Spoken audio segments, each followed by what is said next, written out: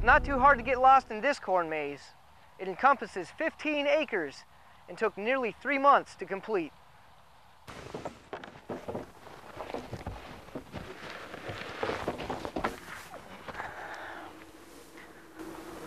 The producers use obstacles as metaphors for challenges that soldiers face in every aspect of their lives. Participants do not actually walk a mile in women's shoes. They make a loop around the Student Union patio area.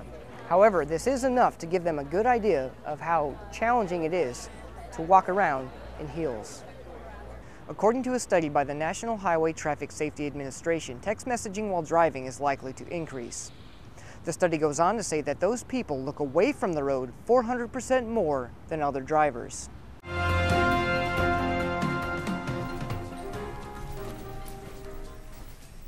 With STDs and teen pregnancy on the rise in Florida, Volusia County schools decide to take action.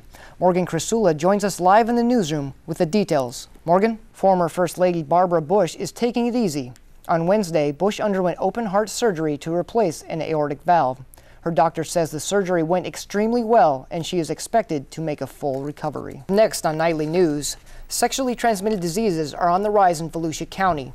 See how the county plans to put a cap on teenage STDs. President Barack Obama has chosen Florida Emergency Manager Craig Fugate as the head of FEMA. Fugate has been the director of Florida's Division of Emergency Management since 2001. Fugate has been praised for helping Florida through several devastating hurricanes over the past decade.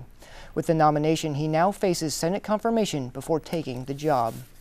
Charter boat operators are scaling back their search efforts for 3 missing boaters lost near the Gulf of Mexico. For more than a year now, gas prices have been in a constant flux, and there is a real fear that supply is running out. Nightly News reporter Adam Levesey tells us what one city is doing to encourage residents to take a greener, cheaper ride around town. Tim Frisbee is a former 82nd Airborne Division paratrooper with 49 jumps from a high-performance aircraft. Tim served in the 82nd for 3 years, but spent 20 in the Army. At the age of 39, Tim is completing his education at the University of South Carolina. He is also achieving a sought-after goal and living a dream. The dream of playing college football. I always planned to come back to college, and I always, wanted to stay in shape. So when I came back, I had the opportunity to, participate in sport, which was, a lifelong dream. Tim, or Pops as his teammates know him, is a wide receiver for the USC Gamecocks. By looking at Tim, you wouldn't be able to tell that he has 20 years in the Army, a wife, and 6 kids. Media agencies like ESPN's Cold Pizza have had Tim appear to talk about his amazing story. I just, take age as, relative, it's not really, how old you are, it's how you feel, And, I felt great, and, I didn't think it was really any big deal on my part, and it just turned out to be unreal, as far as the reaction. Academically, Tim is a junior, but he will have another 3 years of eligibility to play college football, something he is considering. Either way, he has made an amazing journey, and it looks like he's not stopping anytime soon.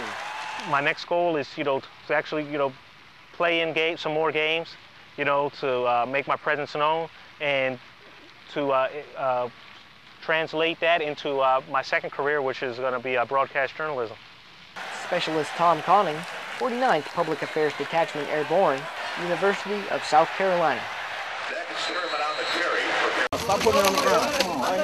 Iraqis and 1st Battalion 320th Field Artillery Regiment soldiers worked together setting up a distribution point for people at the Iraqi family village in Baghdad. These 101st Airborne Division soldiers brought 600 cases of both food and water to give to families in this village. Each head of household was able to come into the cordoned-off area and pick up the much-needed items. We made a lot of headway with the local nationals, as well as the cooperation with the security forces to work with the nationals. We're just helping build that camaraderie that's needed to keep the peace and security within the village itself. This distribution leads to trust, which can help produce peace and security in the family village. That's important to the security of Victory Base Complex because the village is right next to VBC. It's important because these people work alongside with us and they also work on post. So a lot of the families within this village come on post and work on a daily basis. So again, it's just good faith and continue to work that relationship with the locals. The troops gave out food and water to over 500 families in the village. They left the rest to council members to distribute as they see fit. These council members played a large role by making sure only people from the village received the food and water. Army Sergeant Tom Conning, Baghdad. People are still interested in the American Civil War, even though it ended 140 years ago. Thousands of Civil War enthusiasts showed up to Bentonville, North Carolina for 2005's reenactment of the Battle of Bentonville. Bentonville is less than an hour drive from Fort Bragg, Fayetteville area. I stayed with my artillery. So I'm a fellow artilleryman, so I love the artillery. That's what basically got my eye. So I was going to be artillery. Yeah, okay, so I came out here, check out the artillery. Then went down the line, saw all the battle going on there. Yeah, I loved it. It was pretty good. The Battle of Bentonville was the largest Civil War battle fought in North Carolina, resulting in over 4,000 casualties. 60,000 Union soldiers and 20,000 Confederate soldiers clashed here at the Battle of Bentonville 140 years ago. 3,500 reenactors showed around 10,000 spectators what that battle might have been like.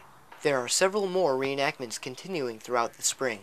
The other side of that coin is that a lot of people who aren't as interested in history and don't dig into it and all can come out and see us and see what we're doing and learn a little bit about their past, their ancestors as well.